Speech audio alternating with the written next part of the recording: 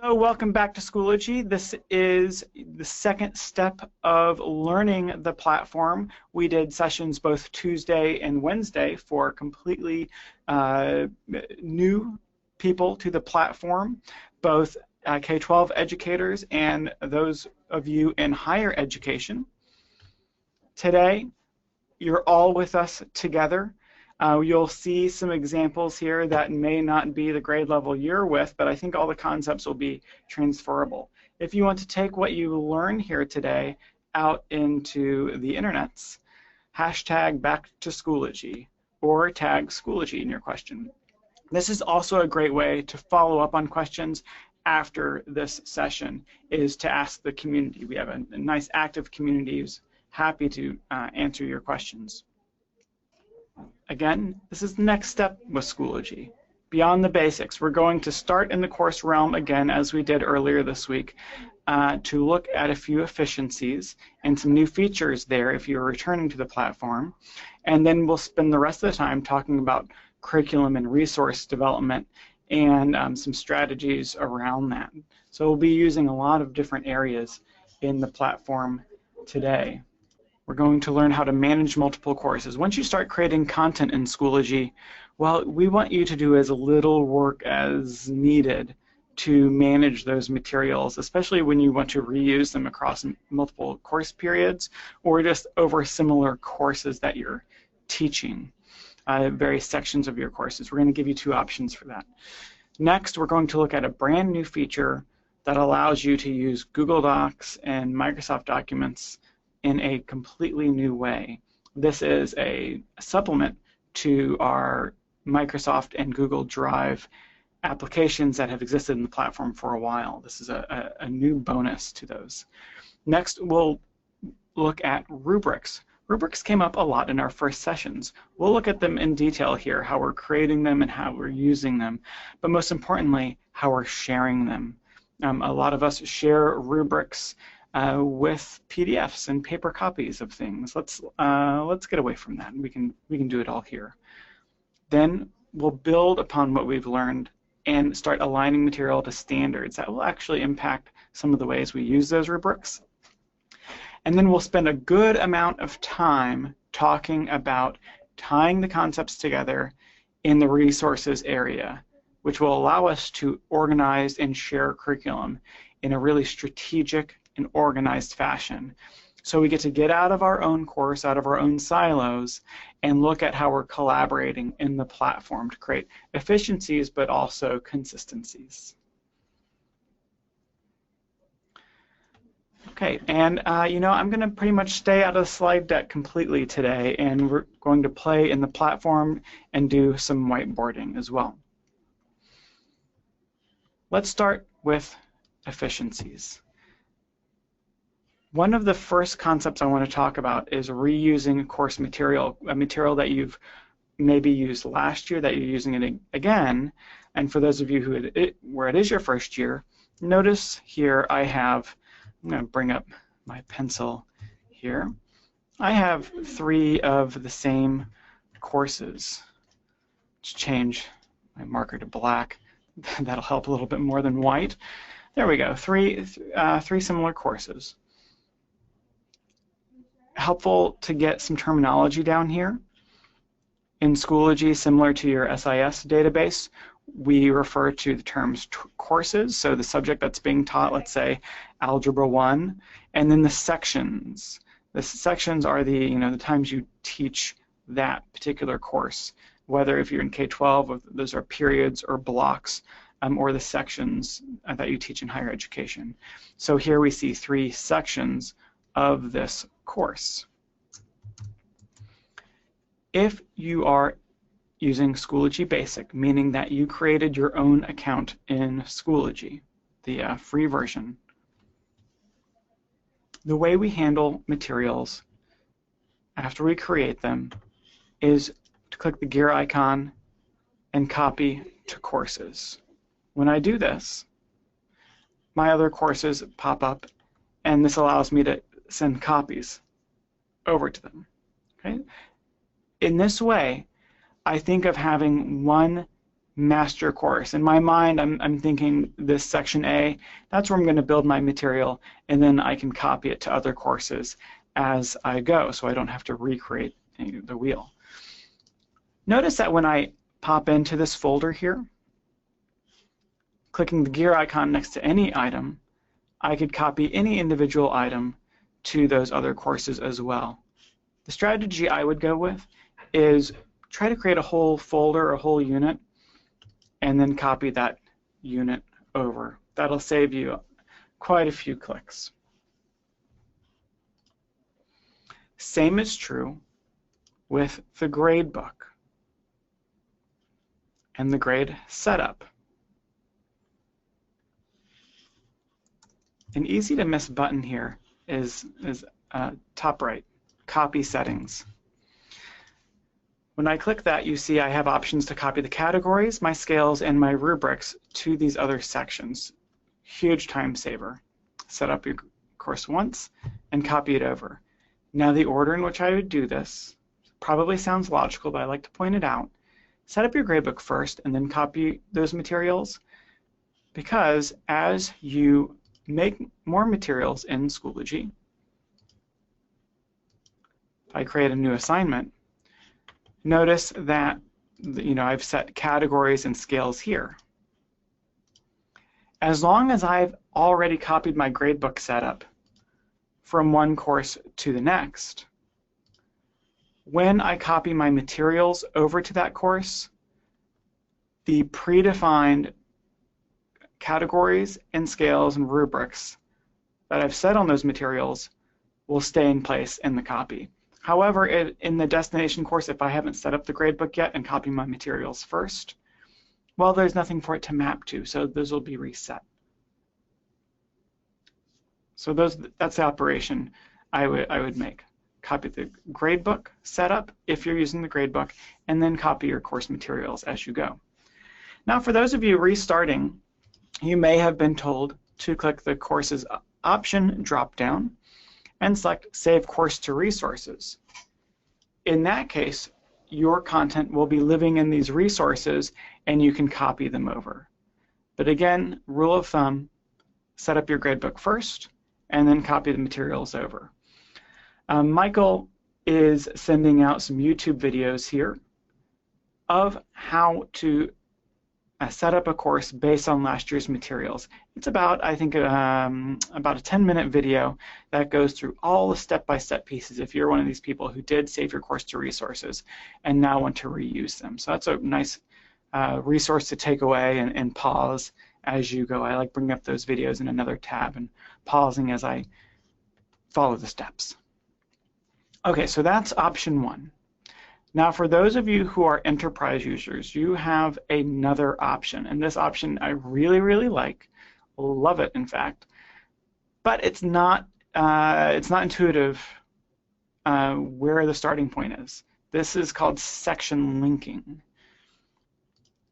You're probably asking yourselves, if I copy my materials from course to course, from course A to course B, well, what happens if I find a typo or something in course A? Well, because all of these are copies, you're going to need to update them in other places. Wouldn't it be nice if everything was just one copy? Rhetorical question. We all know that would be terrific. In the enterprise version of Schoology, we give you an option like this. In your courses drop-down, I want you to click See All here.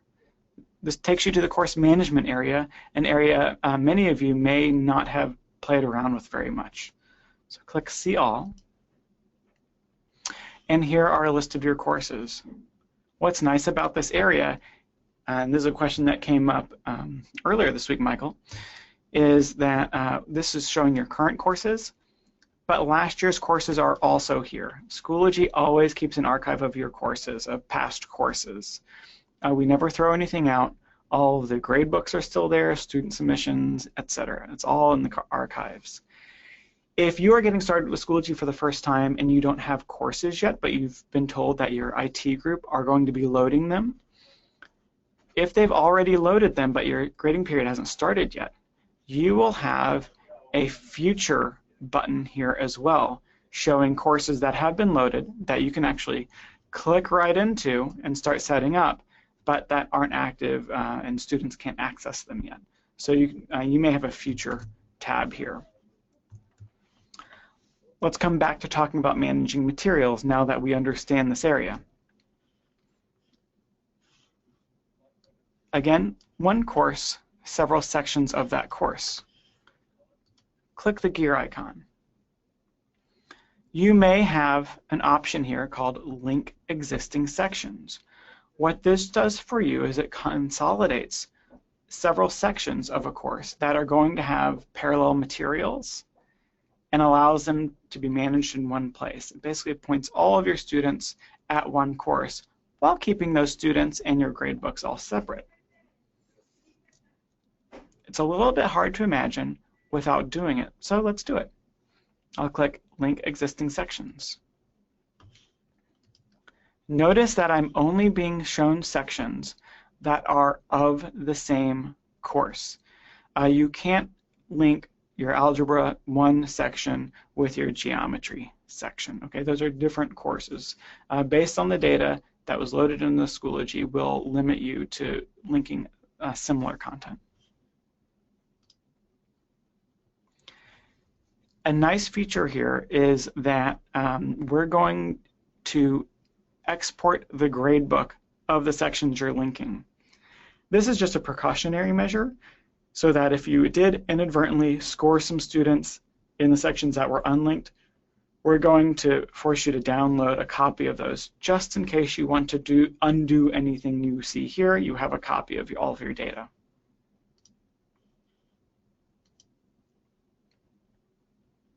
And there's that export. Link sections. And notice all these sections have been rolled up. And up top here, you may still see them separated.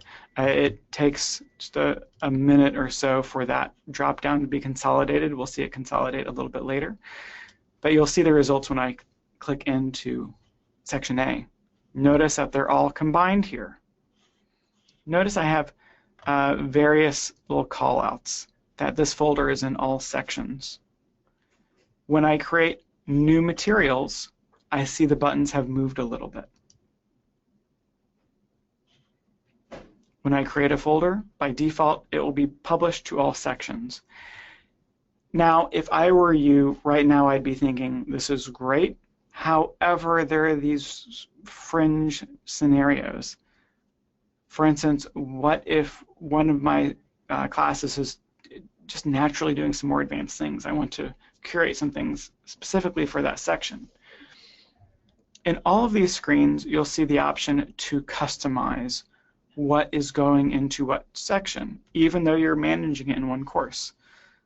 I'll select all here, and now I have 3 different publication options. So I could create a folder here and only publish it to section A, meaning that only the students in that course will get this.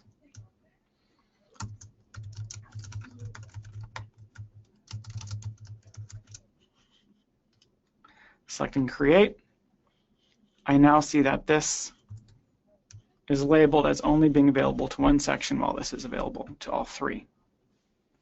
I can change this at any point too. What I really like about this is that it helps us deal with just the realities that, you know, the amount that we talk about individualized pace for students and understanding that our classes may be progressing at different levels in K-12 space, in the higher ed space. Well, you know, one of your sections is going to be probably a meeting on Tuesdays and another every week on Thursdays. So when we manage materials all in one place, date management becomes a question. Let's look at an example here of how our interface has changed at the individual item level. I'll edit this assignment. And notice this area down here has changed a little bit, particularly in the due date area. By default, everything will get the same due date, but here's my customization piece again. I can make this due next week for section B. They can even have different times. In addition, Schoology made this one interesting change, which was moving the lock button, which used to be down here, up here. So if you do not accept late assignments, you can also lock these separately for each section too.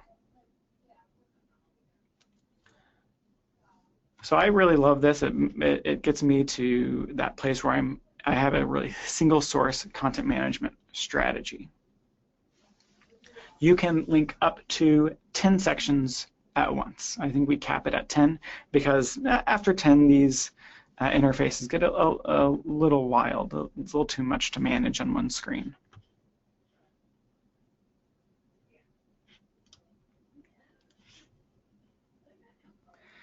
Now from the student perspective, what's nice about this is, I'm going to refresh the student screen.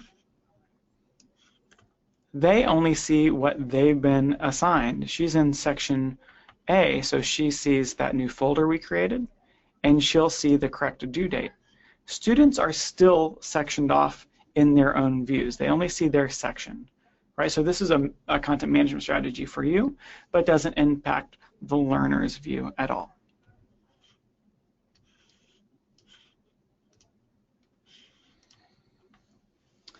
Okay, a couple of other notes about this is I would say just keep an eye out for section differences everywhere. For instance, in this homework assignment,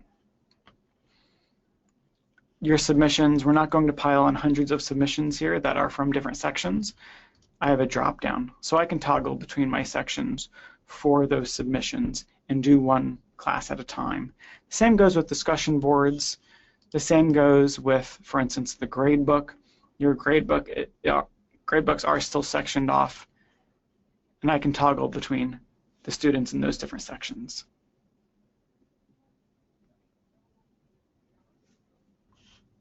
So hope you enjoy looking at that. For those of you who sync Schoology's gradebook to an SIS, this all works. All of the data is still the same. Just the views have been consolidated for you. Okay, so that's a pretty exciting feature. It actually came out last year, but because of where you set it up in the course management area, it could be easy to miss. And if you are on the basic version of Schoology, it's a nice thing to know about if you are trying to advocate for the enterprise version. Next up is a totally brand new feature, and that is our new Google assignment app. Go to your home page and visit the App Center if you have an App Center there. And besides the Google Drive resource app, which you're probably familiar with if you've been using Schoology for a little while, this allows you to add your Google Drive into your resources so you can access that content at any time. We've just come out with the Google Drive Assignments app. Feel free to click on this and install it if you have permission. If you're an enterprise user and you don't see this here, you probably need to contact the admins at your district or university who are in charge of Schoology and have them install it. That is often locked down to your district people or your IT team. And install it. I've already installed this. And when you visit your course again, you're not going to see anything extra here. I'll show you where it pops up. What this does is it gives you a completely new assignment workflow. This is really similar to some other popular learning management systems you have seen. Let's see how it works. I'll make a new assignment here.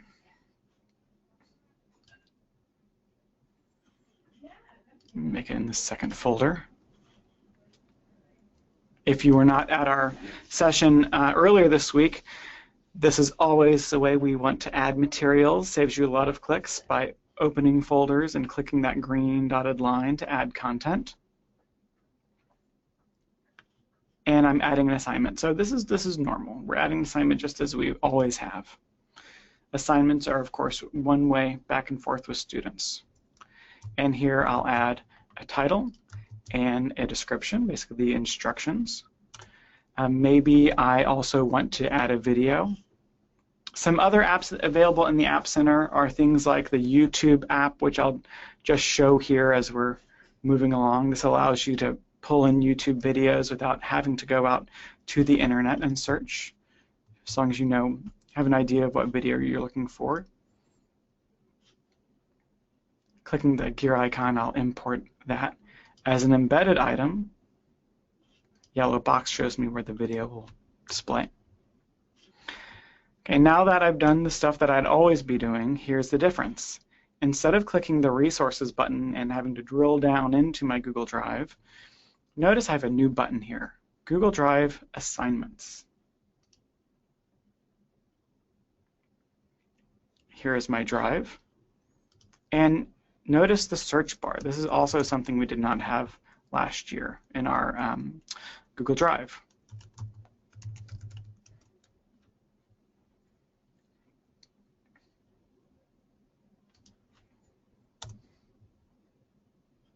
Okay, and here is the worksheet that I'm looking for. I'll select it and attach to the assignment. And here's why this is exciting. So far you may have been skeptical as to why this would be so great or different than our current integration. See this note? This will create a copy of your file for each student. When students open this file now, they will automatically get their own copy of it, which is automatically shared with them in their Google Drive. Pretty neat.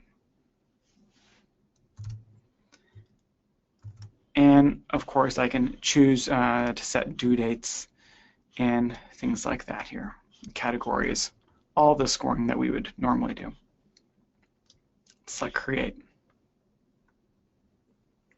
Okay, it looks pretty similar so far, but let's now click into the assignment and we'll see a really new, sleek look that Schoology has started to apply in different places of the platform. I see my due date, my description, my embedded video here, and for me, the teacher, or the professor, I have a link out to that worksheet myself, but notice this in progress. Here is my roster, and I can see if students have opened this document yet and if they're working on it. A very different look and feel, pretty interesting, but let's see it in action a bit more. Let's go back to that student account I had open a moment ago.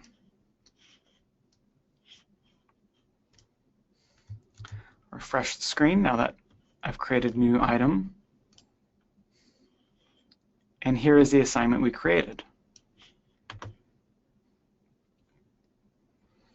You know what? I think I'm going to, let's just do a side-by-side view of this. This is Pam, by the way, who's a member of this course. We see her here.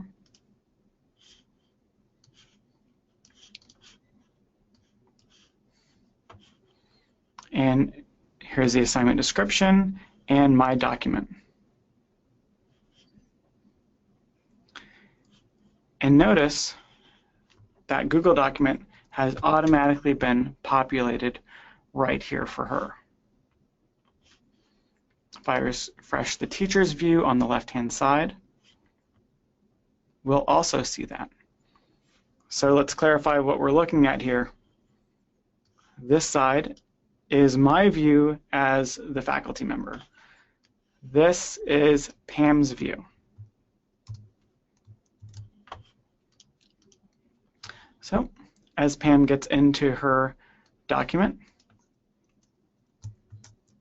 I would see all the changes in real time here as the faculty member as she completes this assignment. So as the faculty member, as Pam is writing, maybe in the classroom, maybe in a virtual setting, I don't have to wait for her to submit. I can give her feedback on the fly. This would be great for writing tutors and writing center people as well.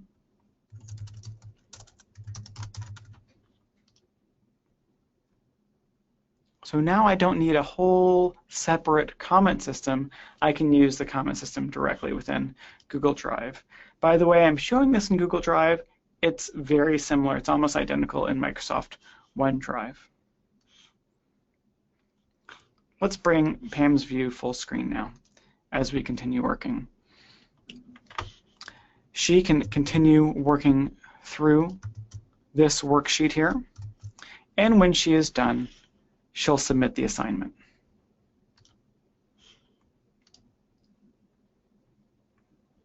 And there we go. Once submitted, notice Pam will, this will turn into a view-only document for her when she's submitted it. She can unsubmit this work and continue working on it up until the due date. After that point, she won't be able to unsubmit it. The faculty member could unsubmit it for her. Now I just change my browser back to the faculty member. This is to show this is a little bit jumping back and forth, so I think you're staying with us here. So there it is. I can go to other students. I see they haven't opened it yet. If they had opened it, I would see their document here. This actually lets me know if students have even started a project or not.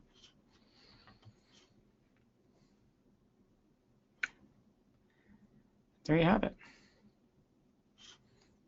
Now, going into my submissions area, my submissions tab, this is where I'd actually score this work. Again, I can use all the Google markup tools, but now I have a grading panel up at the top, and I can score her. If you are using rubrics and things like that, those will work. And we've also surfaced the exceptions in the gradebook, which you may or may not be familiar with, and can apply exceptions as well. Missing automatically marks something as 0, and the student is notified if you've not seen exceptions before. By the way, exceptions, that's not an enterprise feature. Everyone has that feature. It's a really great tool. And because now it's scored, if we refresh here, Pam will also see that score, and it will show up in her gradebook. There it is. I'm glad that everyone so far is getting an A in this presentation, in this training. We always like to see people succeed. This does fit into section linking, so I can flip between my sections submissions here, and I also have the filters that were in the normal assignment submission process. I can filter on if something needs grading or if it's late and on time and all of that good stuff. And when I'm done, I'll just filter back through these breadcrumbs up at the top to return to my course. A lot of exciting things there, a lot of new things. I hope that those of you who are using Google Apps for Education, or G Suite, I believe as it's called now, enjoy that. If you're a Microsoft school or university, college, very similar workflow, very similar design. The documents just pop out into a new tab for you to work on. The only thing I would make a note of, if you're trying this, the only error that you may see is if you were accidentally logged into your personal account, possibly in your Chrome browser, and then you started this, because if you're logged into your personal account instead of your district or organizational account, it could try to open it in the wrong account. And then you'll just have to backtrack. Plenty of articles in our support center on how to rectify the situation if you ever run into it. Okay, so we've talked about some efficiencies. We've talked about some shiny new features. Next up is talking about rubrics. Came up a lot in our earlier session. Click on your gradebook and grade setup. And way over here on the right are the rubrics. The reason why I like to put this in this session, I believe rubrics are, once you know where they are, they're pretty straightforward to get started with. The trick is knowing that they're there. Let's look at some samples I have here. I have criteria on the left and scales on the right-hand side.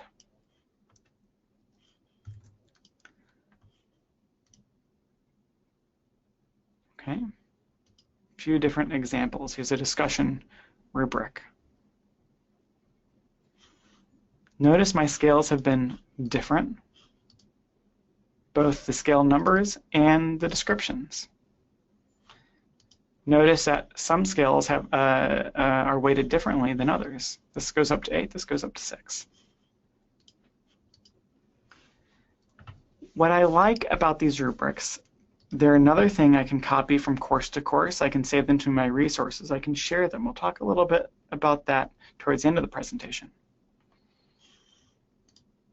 But instead of this being something I do in the gradebook, somewhat removed from instruction, let's see this. I'll edit this assignment we were just looking at. And here, instead of using a normal scale, I'll select Create New. That's how you create a new rubric on the fly as you're creating assignments. This also works with discussions, and it also works with essay questions within quizzes.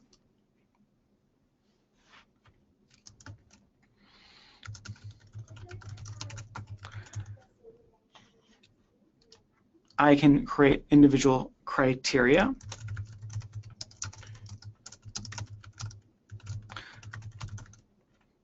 And I can change my scales. Not only the numbers here, but I could also change the descriptions.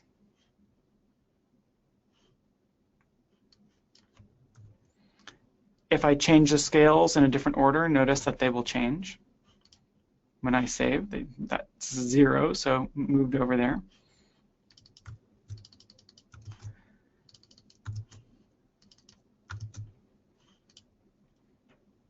I can also add additional levels too.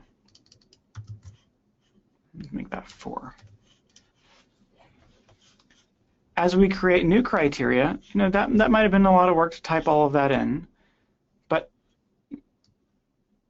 this is like a standard scale or a mastery scale. I might use this similar scale for mini criteria. As I add criteria, notice the scale copies down as well, saving you a little bit of time if you do it up front.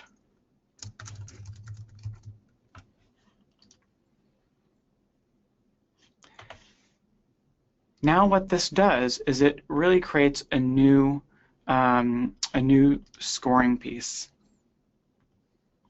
And that new scoring looks particularly good and is particularly easy to use in the new Google workflow. So if I go back to this submission now that I've changed the scale, notice my rubric is on the right-hand side. Schoology opens up my document and my rubric side by side. So as I read this over here, I can select my choices to the right. There they are. I see my description and the numbers. Good to go. And it's automatically counting the score.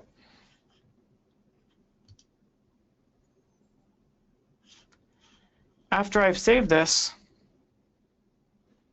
scoring directly within the material right there. It's that kind of scoring, it's the paper equivalent of just, you're going through your paperwork and you are on the last page writing the score in a nice big red pen.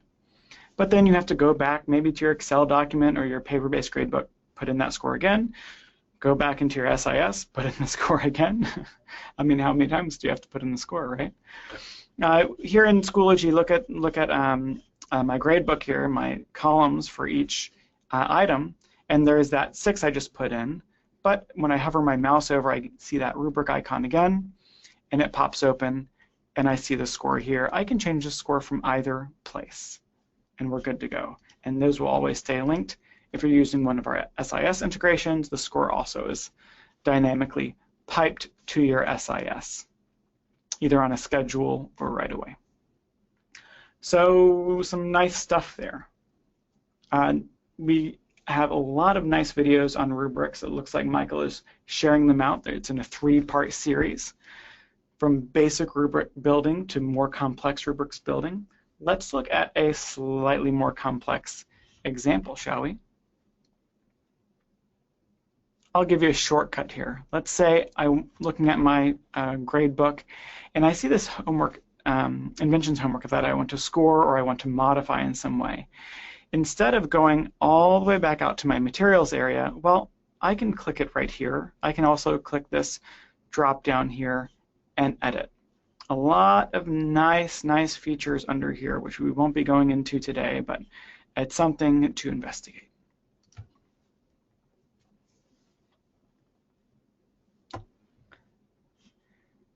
Now let's say I wanted to create a rubric from scratch here. Instead of adding criteria, what if I wanted to make a more generic rubric, but based on standards, something I could reuse quite a bit in different scenarios?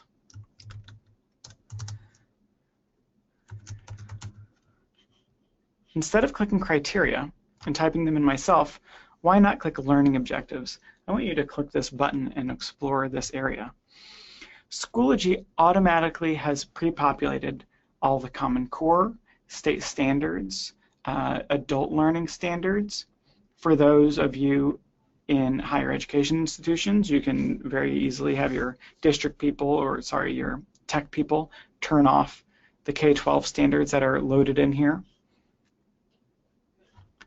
In this instance, let's look at the next generation science standards that are loaded. Go up to high school engineering design. And I see all of these learning outcomes, learning objectives that have been organized. The code and the description. Well, let's select a few and see what happens. Behind the scenes, those were added to my criteria.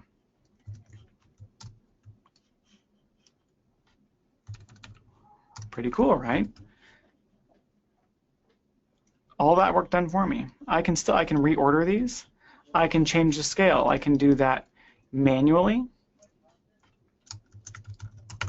Or if you came to our sessions earlier this week and learned about grading scales and how to set up grade scales in your gradebook, you could also apply that scale here. You see I've made a 4 to 0 scale that I can apply to this entire rubric. That's a lot of work that I just accomplished. If your screen's getting a little squished like mine is right now, note that you can pull that out all the way, get a good view of it. I can still also add other criteria as well if I wanted, let's say for timeliness.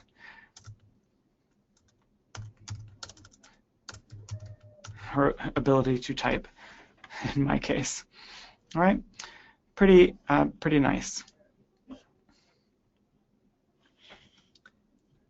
Okay, so that was a good generic design rubric that I'm going to be using to score this assignment, just like we've seen before. There are a couple of good things that happen here. First, what happens with all rubrics after they've been created and attached to an assignment? Let's look at the grade setup. Rubrics. There is that STEM design rubric. Right there. And I can copy this to my course or save it to my resources. The other thing that has happened, which is really powerful, is that this has now been added to my Mastery dashboard. The Mastery area is a special feature in Schoology Enterprise that instead of listing assignments along the top and individual scores, it lists standards, learning objectives along the top. So wherever Alex is using and applying this learning objective, we are summarizing his performance in this grid. So if he demonstrates his ability in an assignment, a test, a discussion, different places, we're going to consolidate all of that here. And Michael just shared out a great article about that. We could probably spend a good hour talking about setting up Mastery. You can also check out the third part of our rubric series, which talks a lot about these Mastery scales and how they're shown.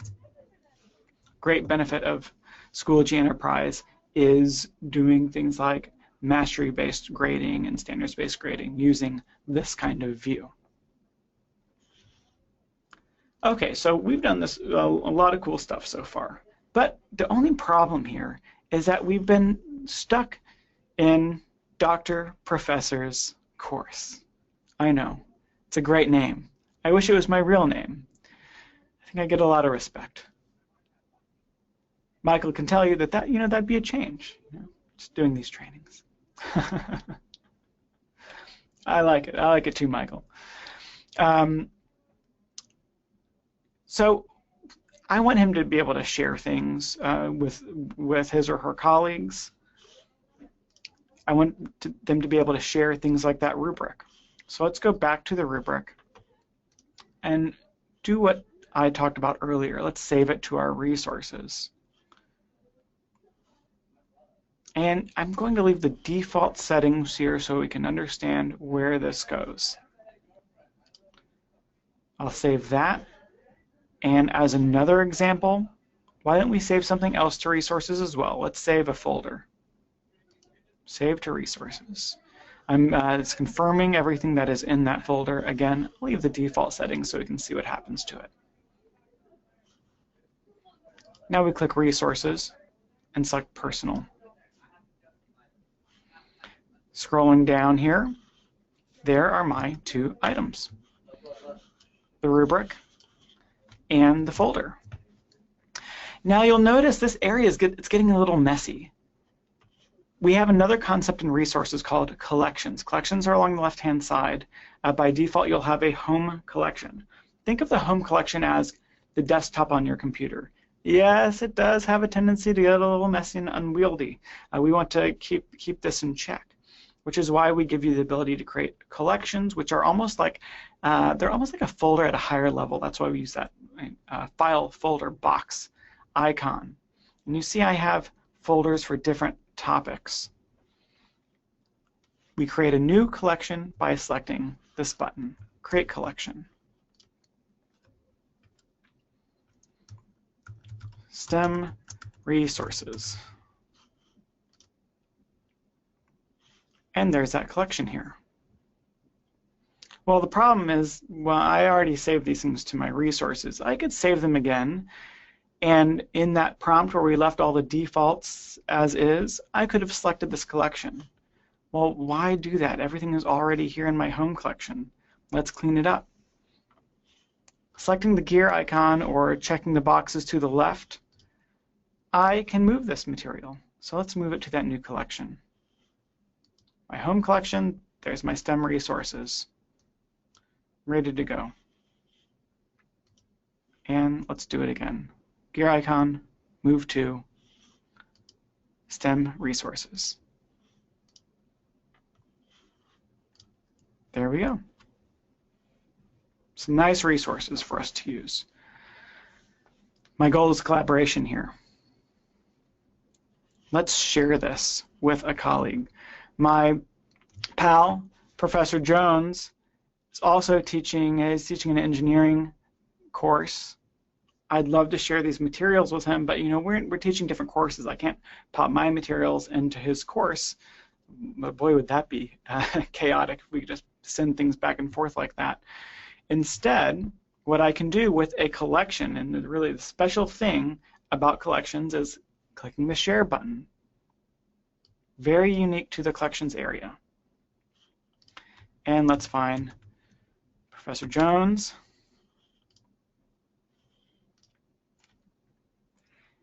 Now that I've shared this with him, if I click this again, I'll see what kind of access he has. He can view anything in this collection. He can't edit it, but he can view it.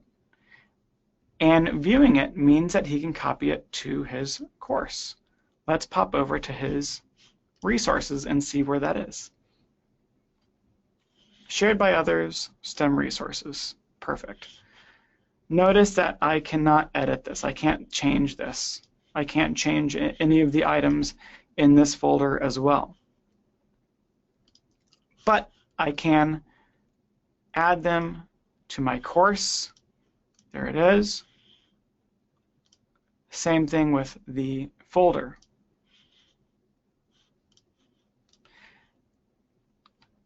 Okay, well that's a really nice efficiency there, but still my goal is collaboration. I'm a big collaborator. Dr. Professor is just, collaboration nut. So instead, Professor Jones and I, we're going to develop this material together. Now he has edit access. Jumping back to his view, refreshing. Now he can open up this rubric and make changes to it. Now there are a couple of other unique things about resources here that are not available in courses and great for collaboration. For instance, you can create question banks. If you've been using test quizzes but have not been using question banks and resources, you're only doing half the stuff you can do.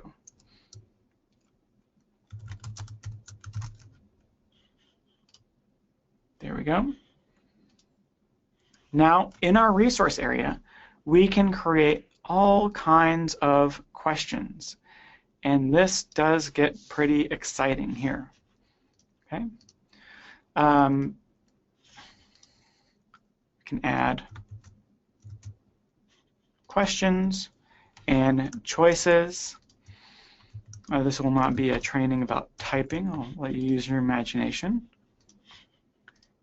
And why this is powerful is because when you create quizzes, which you could do in your resources here, let me go up a level. In your resources, you can create quizzes and then import the question banks. You can create random question banks so the students get different versions of quizzes and everything. Very exciting stuff. The full scope of that is a little bit outside of this presentation, but very exciting. For those of you who do use the enterprise version of Schoology, you can look forward to next month. Test quizzes getting a new friend, a new shiny friend called assessments that will add to the available questions. Instead of 6 question types, you'll have about 15 technology-enhanced question types. That's coming out later this fall. So the argument for collaboration is really rich here. Right now we're only talking about 2 people. That's great for developing content, but what about those of you who want to organize content at a department level? Maybe you have a curriculum group that creates scope and sequences and you want to distribute that in a managed way. Right now we have been in the personal resources area. I want to talk about the group resources area now. Here we have a group called the Cedar Faculty Professional Learning Community. These are the resources we're using. For those unfamiliar with these areas, let me make one concept clear. Note these folders. Some learning objectives, rubrics, evaluation forms, and lower and upper school materials. If we click the groups drop down, we've created that group here. This is where we might be sharing updates and polls with faculty. It's a private group for faculty we've created. Also have a resources button here. Notice it's the same material. The resources view here that we looked at is a shortcut to that material. You can get to this material either way. For the purposes of this session, I think looking at it in the group resources area is helpful. Notice this is almost the same as what we were just looking at, the ability to add content here, including things like question banks. All that material is organized into folders. So if I'm teaching this next week, next year, I can select this and copy it to one of my courses, right? Add to course. Similar to collections, I can give, if I am the director here, I can give my the group, the other members of the group, either access to view and bring out those resources, or I can give them the ability to add resources themselves.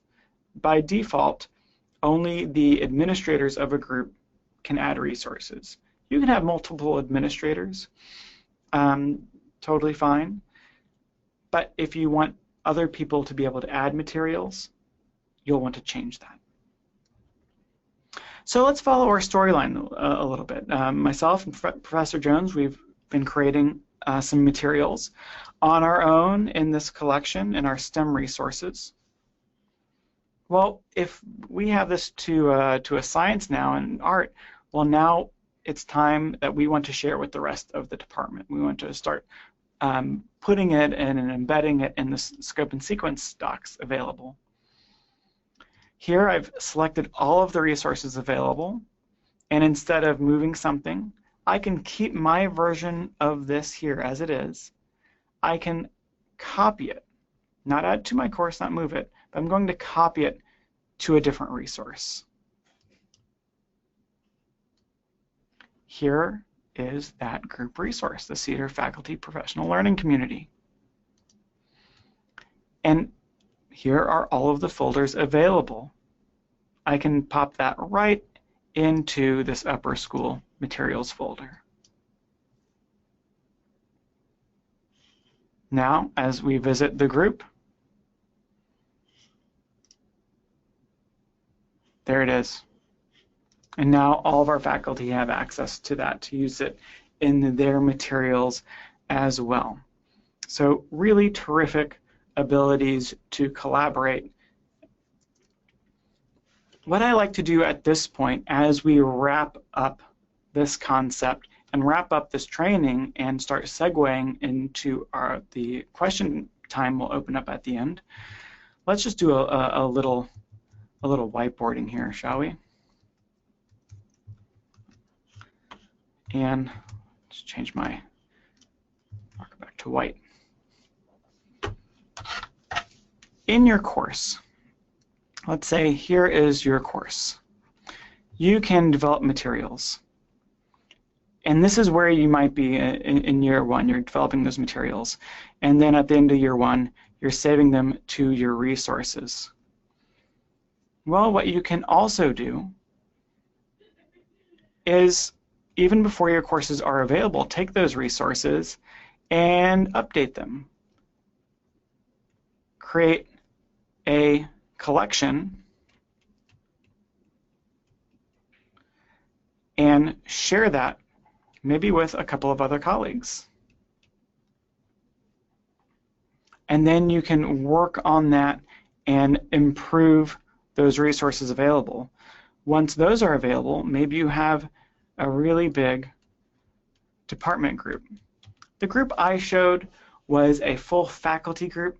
What I would suggest doing in a real scenario is create subject departments, because you'll find you'll be creating a lot of content. You don't want to have a million folders of content other people will never touch. So I'm a big fan of subject level departments. If you are in the lower school scenario, I might do grade level, since most teachers are teaching all of the subjects. So here, we would copy and distribute that. So you can think of this as the development process. When you're in collections, you might be doing some development, but you might be doing some review. And finally, in groups, you're distributing. Now, sometimes I get questions of, well, can't we push it all the way to the courses? In the Schoology ecosystem, we are big fans of empowering teachers to be in charge of their course and really have a lot of ownership with it. And if you push it all the way, sometimes they don't know it's been pushed to their course. Sometimes you do want to do this in higher education with a curriculum group, and that's fine. There are ways to do that. But what we advocate for and what the best practice is then you take the faculty member and then they go into that group and pull it into their course. So that's a terrific workflow. We do have a new, came out last year, an assessment management platform. If you're headed, if your gears are really turning right now and you're thinking about, well, why don't we use our groups to create some standard assessments or some common assessments? With our new assessment management platform, or AMP, that does give you the ability to create official assessments, which are actually, they're versioned, they're locked, who can access them is locked down too, and those can be forcibly pushed into courses for teachers to distribute to students. What's nice about that is after students engage with them, all of that data is collected at an entire institutional level. So you can see the performance of students across across instructors, grade levels, ability levels. You can see that across objectives and really get some terrific data on how students are performing against a standardized, very controlled assessment with data that you can look into. And Michael just shared some information on that. So let's wrap this up. There are a lot of things you can do in Schoology. I always suggest baby steps. Make sure it's working for you first. Make sure that it's working in your classroom and helping you connect to students in a new way and maybe learn new things about them as they can demonstrate their knowledge in new ways with technology. But then you want to raise the ceiling a bit. Look at how we can better evaluate students and provide terrific feedback using rubrics, and then break down those walls between the classrooms as you're making aligning content to standards and things like that, and share that really rich material now with your colleagues. I even know some K-12 teachers, some 5th grade teachers who started creating a barter system. They would take turns creating quizzes and assignments and things like that, and created this really interesting collaborative network where they all shared the weight in creating materials, and they got to learn more about each other's teaching style that way too. So lots of great possibilities with all of that. So Michael, let's open up the questions area. For those of you who have to go, it's 12 o'clock. Thank you for joining us today. It's been a real pleasure.